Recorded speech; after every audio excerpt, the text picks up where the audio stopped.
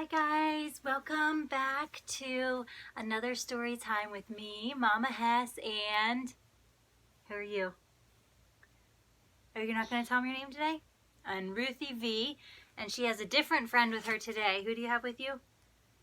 What's its name? It doesn't have a name. It's a blue bear. Okay, we're going to jump right into our next chapter. Show the picture, I will. Chapter 2 is called Night is Turned into Day. Okay. It's going to be long. Soon the children left the town and came to a road.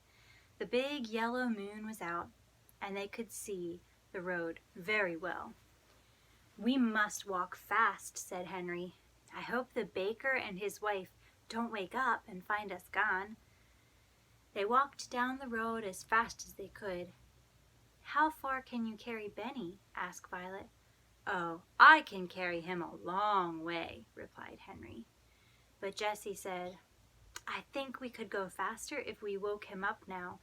We could take his hands and help him along." Henry stopped and put Benny down. "Come, Benny," he said, "you must wake up and walk now." "Go away," said Benny. "Let me try," said Violet. "Now, Benny, you can play that you are a little brown bear and you are running away to find a nice warm bed. Henry and Jessie will help you and we'll find a bed." Now Benny liked being a little brown bear, and so he woke up and opened his eyes. Henry and Jessie took his hands and they all went on again. They passed some farmhouses, but the houses were dark and quiet. The children did not see anyone. They walked and walked for a long time. Then the red sun began to come up. "We must find a place to sleep," said Jessie. "I am so tired." Little Benny was asleep, and Henry was carrying him again. The other children began to look for a place. At last Violet said, "Look over there." She was pointing at a big haystack in a field near a farmhouse. "A fine place, Violet," said Henry. "See what a big haystack it is." They ran across the field toward the farmhouse. They jumped over a brook, and then they came to the haystack. Henry was still carrying Benny. Jessie began to make a nest in the haystack for Benny, and when they put him into it, he went to sleep again at once. The other children also made nests. "Good night," said Henry, laughing. "It is good morning, I should think," replied Jessie. "We sleep in the day and we walk all night. When it is night again, we'll wake up and walk some more." The children were so tired that they went right to sleep. They slept all day, and it was night again when they woke up. Benny said at once, "Oh, Jessie, I'm hungry. I want something to eat." "Good old Benny," said Henry. "We'll have supper." Jessie took out a loaf of bread and cut it into 4 pieces. It was soon gone. "I want some water," begged Benny. "Not now," said Henry. "You may have some water when it gets dark. There's a pump near the farmhouse, but if we leave the haystack now, someone will see us." When it was dark, the children came out of the haystack and went quietly toward the farmhouse, which was dark and still. Nearby was a pump, and Henry pumped water as quietly as he could. He did not even wake up the hens and chickens. "I want a cup," said Benny. "No, Benny," whispered Henry. "You have to put your mouth right in the water. You can play that you're a horse." This pleased Benny. Henry pumped and pumped, and at last Benny had all the water he wanted. The water was cold and sweet, and all the children drank. Then they ran across the field toward the road. "If we hear anyone," said Jessie, "we must hide behind the bushes." Just as she said this, the children heard a horse and cart coming up the road. Let's show them the picture. Who do you think it is? Do you think it's somebody they know or just a stranger? What do you think? I don't know. You don't know? Do you want to take a guess?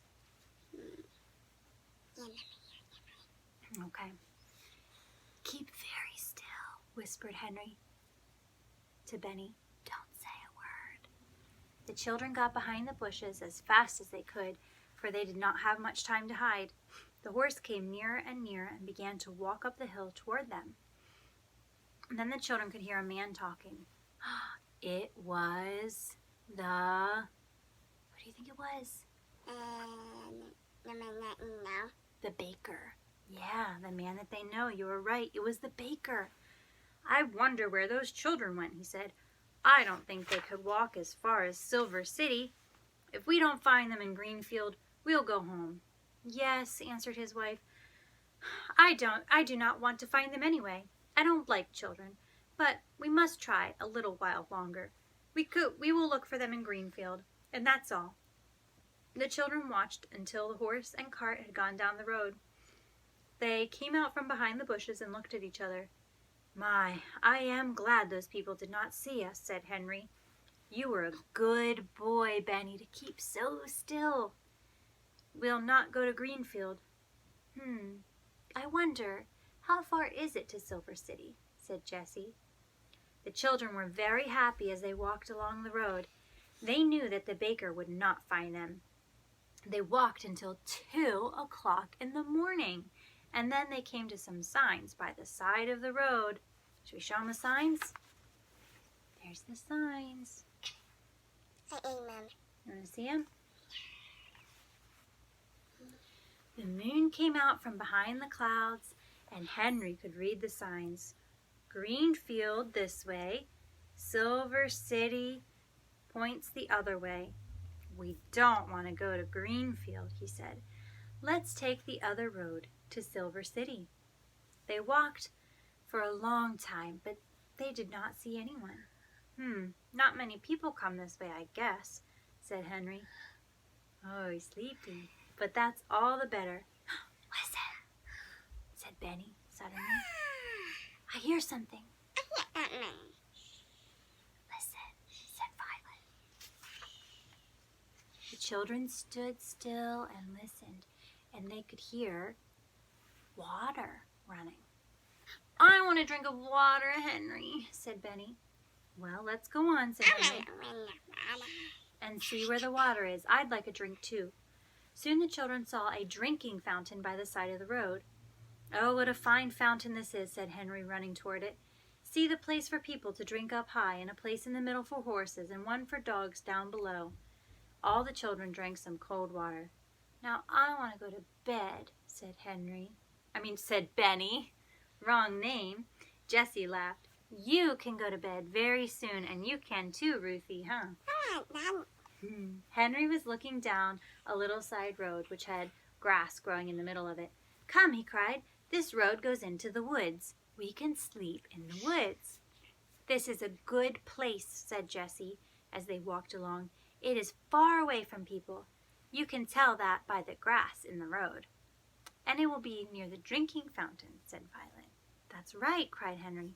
You think of everything, Violet. It is almost morning, remarked Jessie. And how hot it is. Well, I'm glad that it's hot, said Henry, for we must sleep on the ground. Let's find some pine needles for beds. The children went into the woods and soon made 4 beds of pine needles. I hope it's not going to rain, said Jessie as she lay down. Then she looked up at the sky. It looks like rain, for the moon has gone behind the clouds. She shut her eyes and did not open them again for a long time. More clouds rolled across the sky, and the wind began to blow.